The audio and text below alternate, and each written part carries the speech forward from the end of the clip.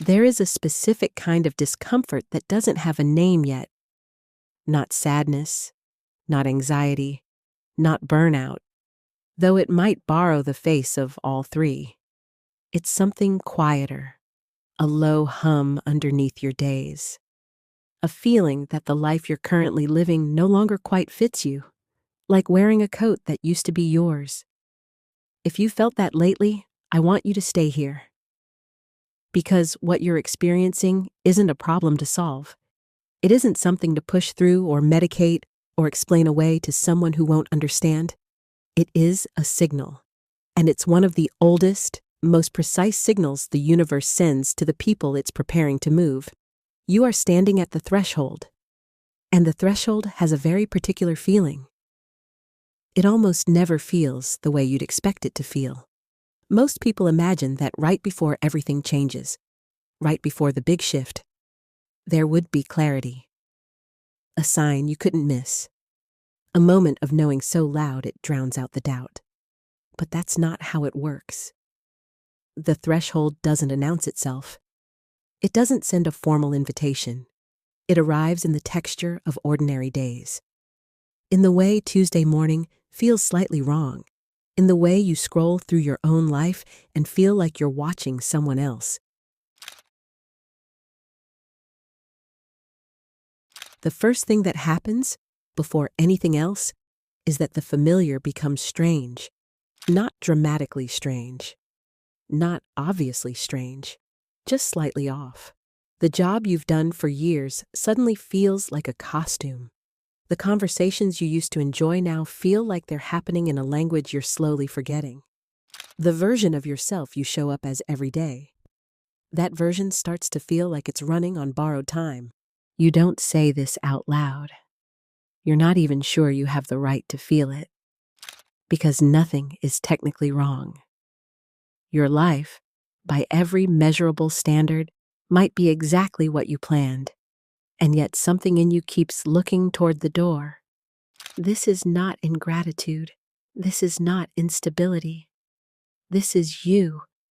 The deeper you, the one who has been patient for a long time, beginning to stir.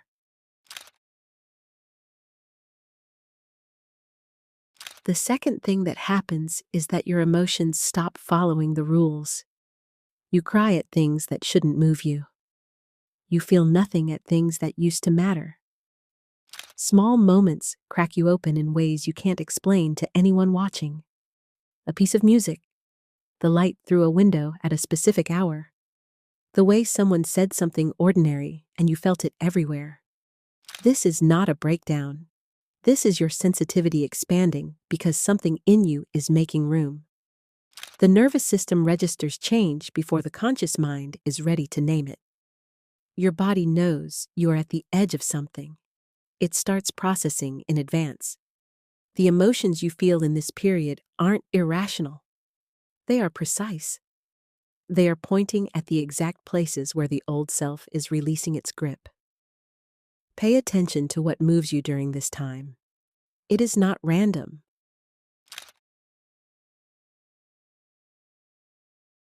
Then comes the solitude.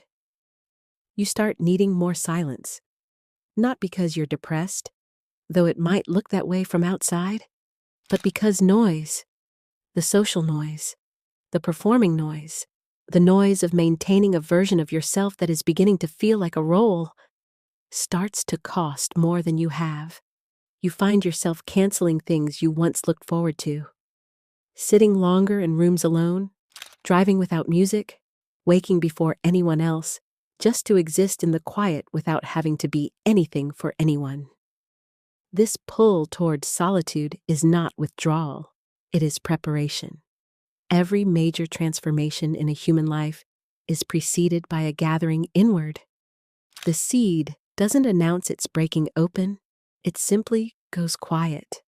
And in that quiet, the roots begin to move.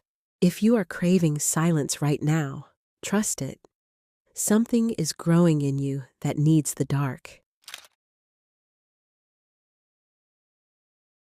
And then your body begins to speak in a different register entirely.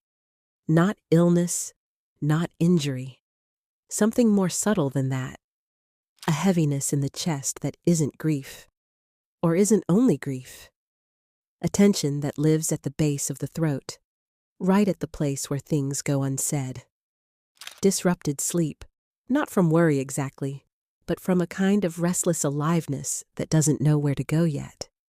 You wake at 3 in the morning for no reason, fully alert as if something called you. You feel simultaneously exhausted and electric, like you are tired of the old frequency and not yet tuned to the new one. The body is not malfunctioning. The body is translating. It is holding the weight of a version of you that is leaving, and at the same time making space for what hasn't arrived yet. That gap, the space between the ending and the beginning, lives in the body before it lives anywhere else. Before you understand what is shifting, your muscles already know. Your sleep already knows. The tightness in your jaw at the end of a day that looked fine from the outside, that knows. You don't need to interpret every sensation. You only need to stop dismissing them. Your body is not sending static. It is sending signal.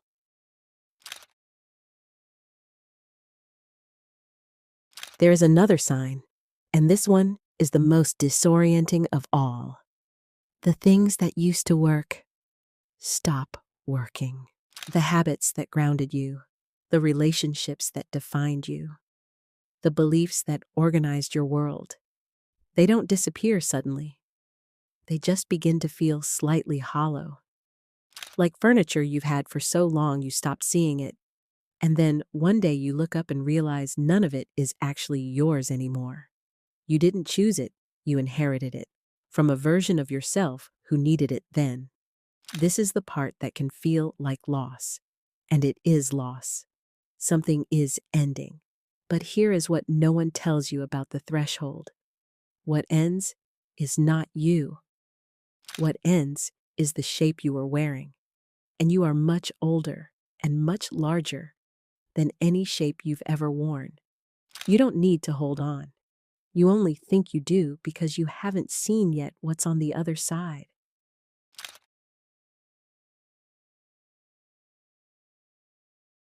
Around this same time, something else begins to happen, and most people miss it because they're not looking for it in the right places.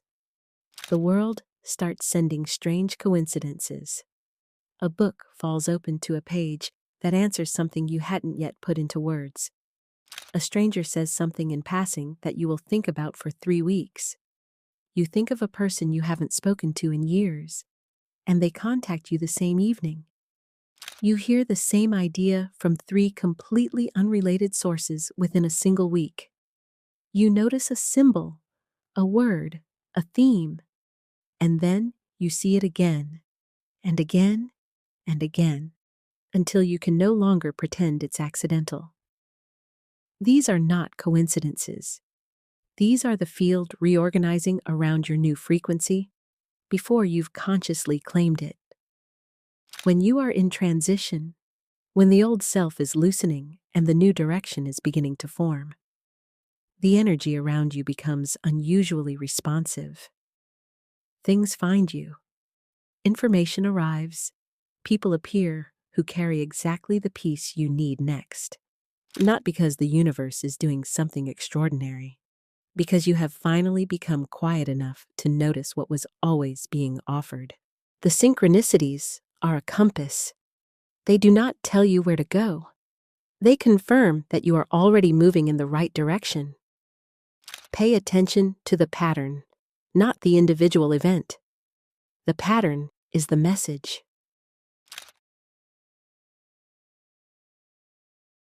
And then, strangely, in the middle of all of this restlessness, all of this not fitting, all of this low, quiet discomfort, something else appears. An unexpected peace, not the peace of resolution, not the peace of things being settled, but a deep, inexplicable calm that visits you sometimes without warning, in the middle of uncertainty, in the middle of not knowing what comes next. You feel, just for a moment, and then again, that something is being taken care of, that the change happening inside you is not random, that it has direction, that there is an intelligence moving through this that is larger than your fear of it.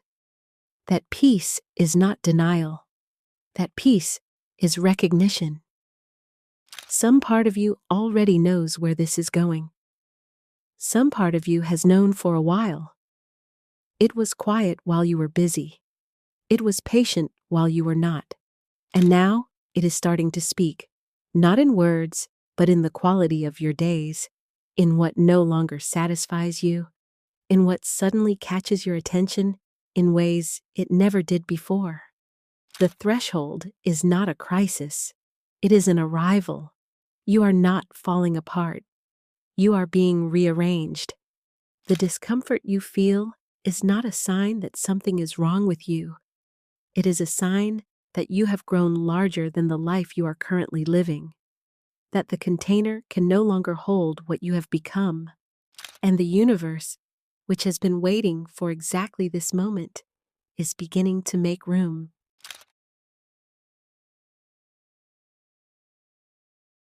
So here is how you move through this. Not how you escape it, not how you accelerate it, but how you move through it with the least resistance and the most awareness. You stop explaining yourself to people who are not in transition. Not because they're wrong, but because the language of the threshold is not translatable to someone standing on solid ground. They will try to help you by stabilizing you, by offering reasons why things are fine, why you should be grateful, why this feeling will pass, and they will be trying to love you. But the threshold asks something different of you. It asks you to stay in the not knowing without reaching for the nearest solid thing.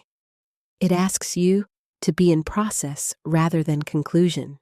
Find the one or two people in your life who have crossed their own threshold and come out different on the other side. Their presence is the only kind that helps right now. Not their advice, their presence. The simple fact that they made it through and are still here and are more themselves than they were before. And then, this is the most important thing. You stop treating the discomfort as a signal that something has gone wrong, and you start treating it as a signal that something has gone right. The fitting that you've lost was always going to run out. The version of yourself that fit perfectly into that old life was always going to become too small. This is not failure. This is maturation. This is the movement of something real in you that refused to stay still.